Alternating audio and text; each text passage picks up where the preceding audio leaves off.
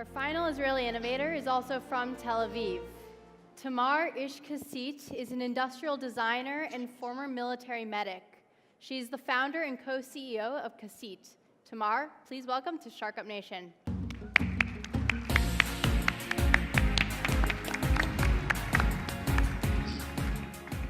Hi, and thank you for having me and my partner Zion here tonight. Cassit is an R&D company. We design and produce innovative hand splints and casts for people with hand injuries and disabilities, enabling them regain the use of their hands. Did you ever break your hand or have your children breaking their hands? Don't you agree that the only thing that is worse than the terrible pain of breaking your hand is that thing they put around your hand you have to carry around for months? It's embarrassing, itchy, smelly, the opposite from user-friendly, and it's being done for the same way for decades. It's time to take it to the 21st century. This is our splint. Whether if it's disability or fracture, this splint can be customized in only 3 minutes. 3 minutes to make a difference. There are 440 million people in the world with hand injuries and disabilities, but listen to this. Only 70% of them don't have access to splints and casts. 70%. That is over 300 million people in the world. Every year, we know access to splints and casts who can't use their hands, and many of them are children. If you had the passion and the knowledge to reach millions of children and change their lives forever, what would you do? Let me share with you an exciting, formative moment from our field research in Kenya. Please meet Junior. He was born with cerebral palsy, and he is using his hand in this video for the first time in his life. Look at his face. This expression gives us everything we need to strive for tikkun olam, repairing our world. When they take off the splint, he can't hold a pen, but 10 months later, after using our splint, he was able to hold it even without the splint.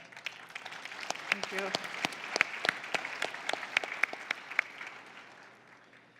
Cassit splint can be customized everywhere. Whether if it's disability or fracture, all you need is a towel and hot water. It can be customized in the best hospital in Washington, in the patient's house, or in the army in the field. Cassit's simplicity makes it easy for any therapist, accessible for any patient, and it saves time and cost for hospitals. It actually saves 40 minutes for every splint for the hospital. Its transparency allows early detection of pressure sores and easy monitoring of the rehabilitation process. This is how it's done. She puts the splint in the boiling water for 1 minute. She takes it out. She bends it according to the curves of each end individually. The splint is transparent, so she can check if it's perfect and change it if she wants. 1, 2, 3 is a step. Step number 3 is the stripes. And she's done. And her patients can go and be much more independent.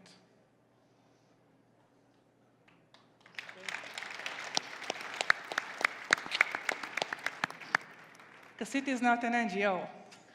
We are for-profit, for social justice enterprise, and we are going to make this solution accessible to anyone, everywhere.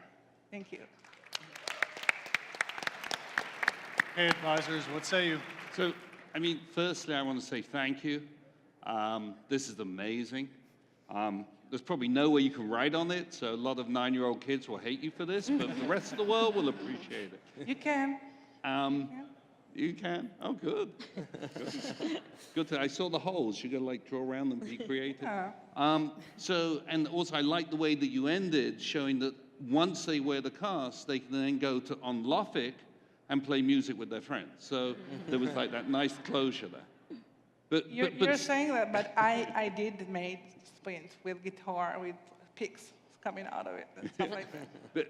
But seriously though, you know, it's things like this, and all of the companies, but you look at something like this and you hear about BDS, and people say, you know, we've got to boycott Israel. Who would want to boycott a product like this? Yeah. Right? You know,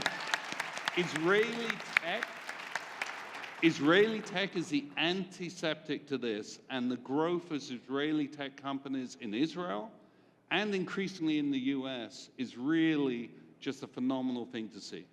The only question I have for you is sort of, now you've discovered this amazing thing, right? For, you know, $5 piece of plastic to do this. What stops people sort of copying it and knocking it off? Well, there are 440 million people with hand injuries and disabilities every year. The market is huge. According to the UN data, 80% of people with disabilities live in rural areas of developing countries, and I've been there myself. They have no solutions over there.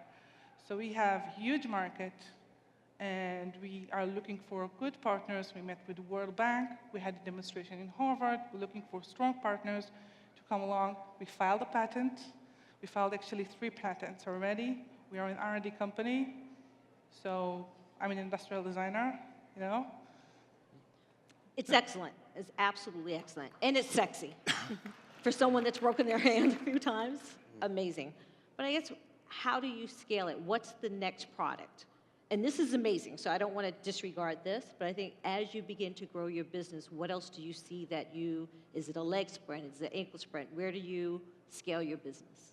Yeah, the next year is going to be starting leg splints because we have a lot of inquiries for that.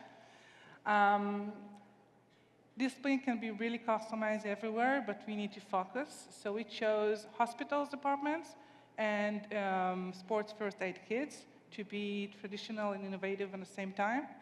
And we were just in medical trade fair in Germany. We met a lot of medical devices distributors, which is the next step before starting sales very soon.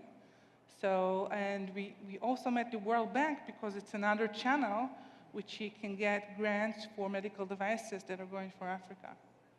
Yeah, I think this also, I agree. This is clearly solving a huge problem and bringing something of value to the world, as well as potentially being a very big, maybe billion-dollar company, which is awesome. Why even talk about the NGO? I mean, you could build a very successful, profitable business solving a problem for people who break their arms, having the profits, maybe even doing like a Tom's idea, where you give a piece of the profits to pay for, people who can't afford it in developing countries, but really focus on building a great company here, and then doing good in the world on top of that. Is there something have you thought about doing something in that Well, realm? actually, I love this question. Was Thank that? you. I love this question. Thank you for that. Okay. Yeah, we have thought about it a lot.